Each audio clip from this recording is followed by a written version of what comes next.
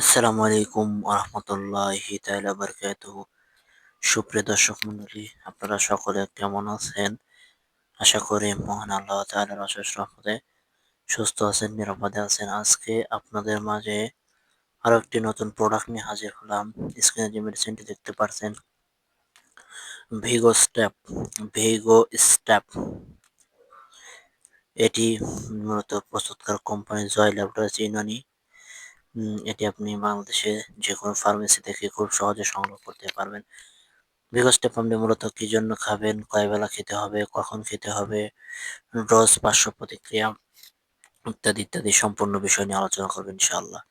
ভিগো step মূলত যারা আপনার গিটার বাজাতে গেলে মনের মতো করে একদমই গিটার বাজাতে পারেন না, দেখা যাচ্ছে আপনার গিটার থেকে অল্প অল্প পরিমাণ পানি বেরিয়ে আসছে, তাদের জন্য এই ভিগো স্টেপ হ্যাব্বে মুসফিক বেশ উপকারী। এই ওষুধটি খাওয়ার ফলে আপনার গিটার আগের তুলনায় ইনশাল্লাহ ২ গুণ বেশি শক্তিশালী হবে এবং আপনি ওনার সঙ্গে কাজ করতে পারবেন দীর্ঘ সময় নিয়ে। অনেকে আছে দেখা যাচ্ছে অনেক ধরনের সিরাপ, ট্যাবলেট খেয়েও যখন গিটারের জন্য ভালো মানের কাজ করতে পারেন না, তাদের জন্য এই ভিগো স্টেপটি খাওয়ার ফলে আপনার দ্বিগুণ সময় নিয়ে ৬ গুণ বেশি সময় নিয়ে আপনি কাজ করতে পারবেন ইনশাল্লাহ।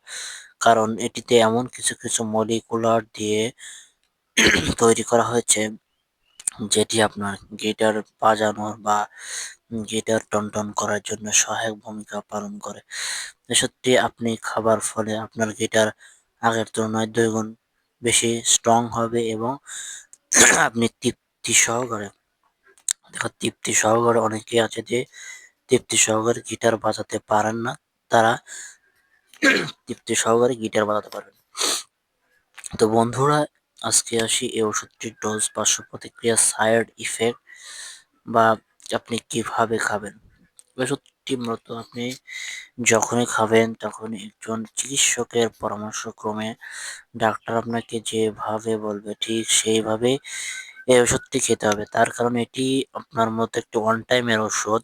এটি আপনাকে রোজ অথবা ডাক্তারের পরামর্শক্রমে ডাক্তার আপনাকে যেভাবে বলবে ঠিক সেভাবে খেতে হবে। তা না হলে দেখা যাচ্ছে মারাত্মক কিছু সাইড ইফেক্ট রয়েছে। যেমন আপনার হার্টের সমস্যা থাকলে হার্টের সমস্যা বেড়ে যেতে পারে। কিডনিতে ফেইল থাকলে কিডনিতে সমস্যা হতে পারে। এছাড়া আরো কিছু কিছু মারাত্মক সিনড্রোম রয়েছে, এগুলো হলেও হতে পারে। সো আপনি যখনই খাবেন একজন চিকিৎসকের পরামর্শক্রমে ডাক্তার আপনাকে যেভাবে বলবে ঠিক সেইভাবে ওষুধটি আপনি সেবন করবেন। তো বন্ধুরা, আজকের ভিডিও এ পর্যন্তই। ধন্যবাদ সবাইকে।